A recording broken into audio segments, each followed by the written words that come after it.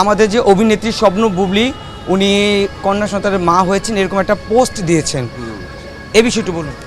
ওদের নাম নিয়ে আমি আসলে কিছুই বলতে চাই না। আমি খালি এইটুকু বড় হয়ে এইটুকু বলতে চাই যে হচ্ছে উপরওয়ালা যেন ওদের দুজনকে ভালো রাখে, সুস্থ রাখে এবং আলহামদুলিল্লাহ যেন ওরা। এই প্রথমবার ক্যামেরার সামনে অপু বিশ্বাস বুবলির কন্যা সন্তান ইস্যুতে কথা বলেছেন। তিনি বলেন, মেয়ে বাবু আমার খুব পছন্দ, আমারও ইচ্ছা ছিল একটা মেয়ে নেওয়ার, কিন্তু আমার আগেই বুবলি কন্যা সন্তানের মা হয়ে গেল। আর আমার কাছে মনে হয় যে মেয়েরা না মা হওয়ার পর অনেক সুন্দর হয়ে যায়। এটা আমার কেমন জানি মনে হয় যে মায়ের একটা যে সৌন্দর্য থাকে, যেটা সন্তানের সাথে অ্যাটাচমেন্ট থাকে, একদম মাইন্ড ফ্রেশ। সো এটা সৌন্দর্য আসলেই সুন্দর। আমি এটুকুই বলবো যে একজন পরিপূর্ণ অভিনয় শিল্পীর এটাই হওয়া উচিত।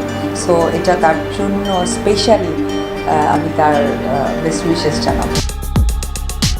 অপু বিশ্বাসকে জিজ্ঞেস করা হয়, আপনি কি এখনো বুবলির মেয়েটাকে দেখতে যাননি?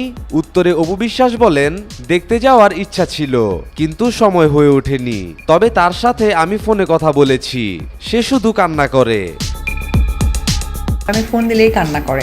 এখনও যদি আপনারা চান তার SMS আমার হোয়াটসঅ্যাপ মানে সারাক্ষণ বিজিই থাকে তার ফোনের কারণে।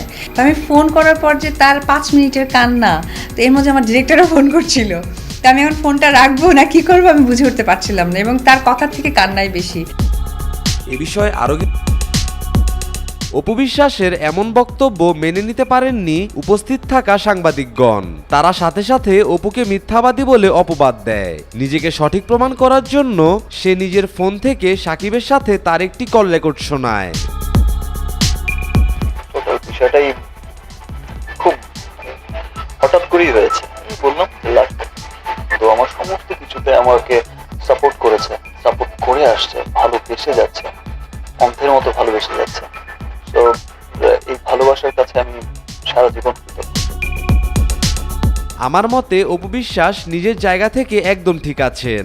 সে চাইলে বুবলির বাচ্চা ইস্যুতে কথা নাও বলতে পারত, কিন্তু সে খুব বুদ্ধিমত্তার সাথে সাংবাদিকদের সব প্রশ্নের জবাব দিয়েছে।